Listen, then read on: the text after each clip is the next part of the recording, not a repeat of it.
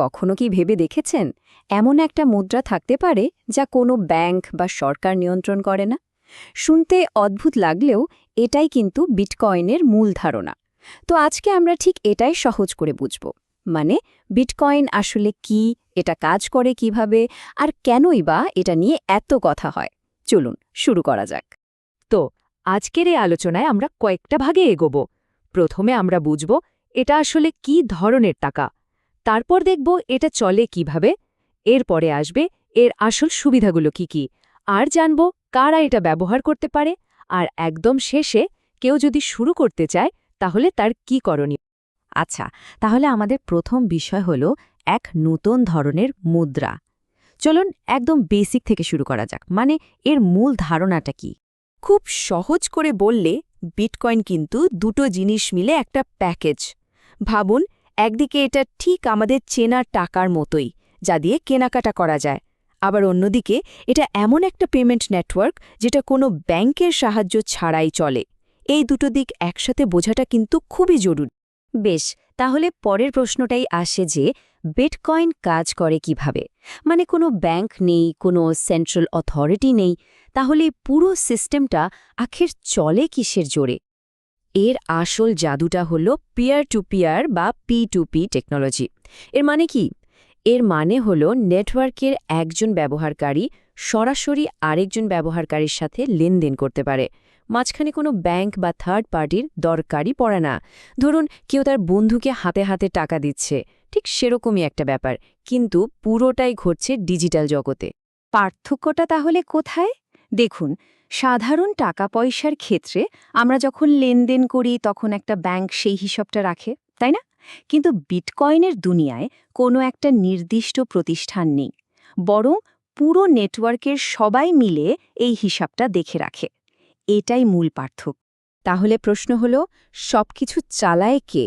উত্তরটা খুব সহজ, নেটওয়ার্ক নিজেই।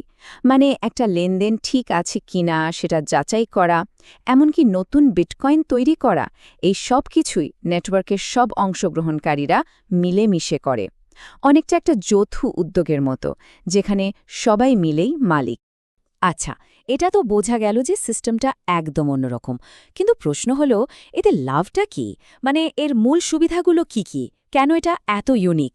চলুন চট করে দেখে নেওয়া যাক। প্রথম সুবিধা হলো লেনদেন হয় খুব দ্রুত। ধরুন কোনো ছুটির দিনেও টাকা পাঠানোর দরকার পড়ল, কোনো সমস্যা নেই, কারণ এখানে তো কোনো ব্যাংকের খোলা বা বন্ধ হওয়ার ব্যাপারই নেই। নেটওয়ার্কটা ২৪ ঘন্টায় চালু থাকে। দ্বিতীয়ত, এটা পুরোপুরি বিশ্বব্যাপী। মানে পৃথিবীর এক প্রান্ত থেকে অন্য প্রান্তে টাকা পাঠানোটা ঠিক ততটাই সহজ যতটা সহজ পাশের কোনো দোকানে পেমেন্ট করা। এর কোনো ভৌগোলিক সীমারেখা নেই। আর ৩ নম্বর সুবিধা হলো এর প্রসেসিং ফি সাধারণত অনেক কম হয়। আমরা সবাই জানি বিদেশে টাকা পাঠাতে গেলে অনেক সময় বেশ বড় একটা অঙ্কের চার্জ লেগে যায়। বিটকয়েনের ক্ষেত্রে কিন্তু সেই খরচটা অনেকটাই বাঁচানো সম্ভব। বেশ, এত সব সুবিধার কথা তো শুনলাম। এখন মনে প্রশ্ন আসতেই পারে যে এই বিটকয়েন আসলে কারা ব্যবহার করতে পারে? মানে এই নেটওয়ার্কে যোগ দিতে পারে কারা? আর এখানেই বিটকয়েনের সবচেয়ে বড় শক্তি। এর কিন্তু কোনো একজন মালিক বা কন্ট্রোলার নেই। কোনো নির্দিষ্ট কোম্পানি বা কোনো দেশের সরকারও এটাকে নিয়ন্ত্রণ করে না। এর ডিজাইনটাই এমনভাবে করা যে এটা সবার জন্য খোলা। মানে যে কেউ পৃথিবীর যে কোনো প্রান্ত থেকে এই সিস্টেমে অংশ নিতে পারে। সাধারণত ৩ ধরনের ব্যবহারকারী আমরা দেখতে পাই। ১. সাধারণ মানুষ, যারা হয়তো দৈনন্দিন লেনদেনের জন্য ব্যবহার করে। ২. বিভিন্ন ব্যবসা প্রতিষ্ঠান, যারা এটাকে একটা নতুন পেমেন্ট অপশন হিসেবে দেখে। আর ৩. ডেভেলপাররা, যারা এই প্রযুক্তির উপর ভিত্তি করে নতুন নতুন অ্যাপ আর সার্ভিস তৈরি করে। তো সবশেষে আসা যাক একেবারে কাজের কথায়। এসব কিছু শোনার পর যদি কেউ আগ্রহী হয় তাহলে সে কিভাবে শুরু করতে পারে? এর প্রথম ধাপগুলো কি? ব্যাপারটা কিন্তু বেশ সোজা সাপটা। মূলত এখানে ৩টি ধাপ রয়েছে। প্রথমত, একটা ওয়ালেট বেছে নিতে হবে। এই ওয়ালেট হলো একটা ডিজিটাল মানিব্যাগের মতো, যেখানে বিটকয়েন নিরাপদে রাখা যায়। দ্বিতীয়ত, কিছু বিটকয়েন সংগ্রহ করতে হবে, যেটা সাধারণত বিভিন্ন এক্সচেঞ্জ থেকে কেনা যায়। আর সব শেষে লেনদেন শুরু করার মাধ্যমেই নেটওয়ার্কে অংশ নেওয়া হয়ে যায়।